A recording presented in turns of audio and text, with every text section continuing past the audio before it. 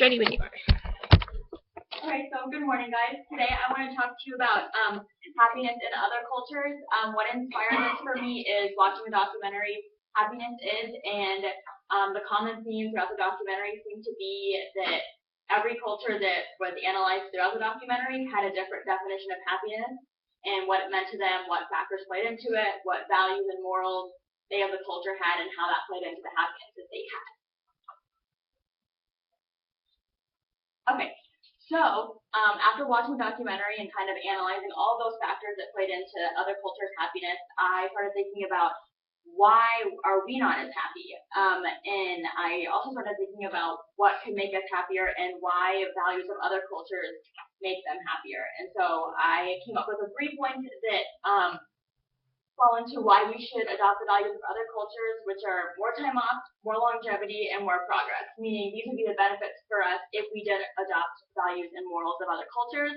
More time off, meaning more time away from work and spent with family and doing things that make us genuinely happy instead of just make us money.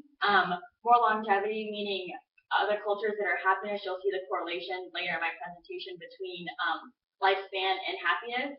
Cultures in which are deemed as being happier actually have a longer lifespan than Americans. And more progress, meaning political and personal progress. People are more productive when they're happier, it's been proven, and they also lead to more better evolved economic and political issues. Okay, so who's the happiest? I looked up who ranked the highest in the happiness, or which culture was the happiest, and Denmark is the happiest, then second, Norway, 3, Switzerland, 4, the Netherlands, 5, Sweden, and then 6, Canada. As you can see, we're nowhere on there, which was a little bit disappointing to me, but that kind of filtered into my topic and why I picked this and why I wanted to analyze this.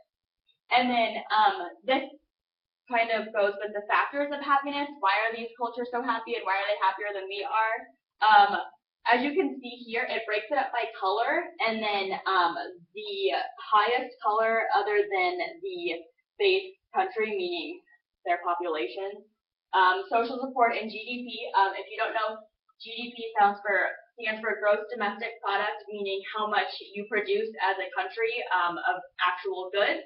So social support, I kind of looked into that because I wasn't sure what that meant.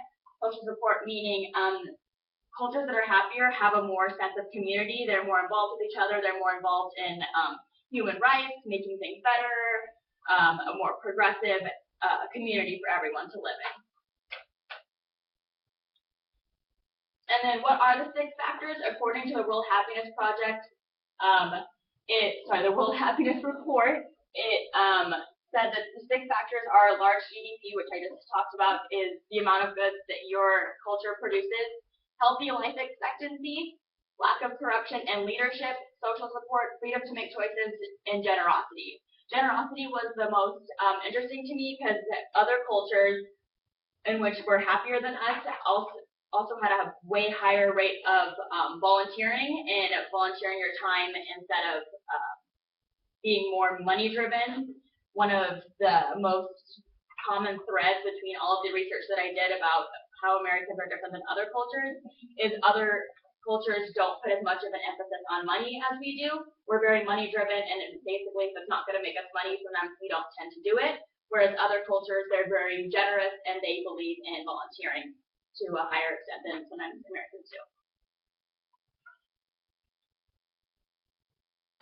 So going back to my first point, more time off. European countries are mandated by law to give their employees at least 34 paid days off. And then I found this quote several times when I was doing my research: Europeans work to live, Americans live to work. I felt like that was very true because I know I'm guilty of that as well. I put so much into work that sometimes I forget to actually live and enjoy things and take time off and spend time with my family and do the things that I love. And the American women receive 10.3 weeks of maternity leave, and Danish families receive a total of 52 weeks of maternity leave. This was interesting because it kind of related to how other cultures put more emphasis on families. In several of the cultures that I studied that were happier than we are, I thought it was interesting because the father and the mother both get maternity leave, and that's something that's not really accepted in our culture because we assume that the mother has the baby and the father goes back to work, and then the mother soon goes back to work after that. More longevity, like I said, longevity meaning lifespan. Lifespan for Americans is significantly lower than other cultures. We are right here, we're number 18, which is towards the lower end of the list. And as you can see, some of like Norway, Australia, countries that are happier were ranked higher on lifespan than we are.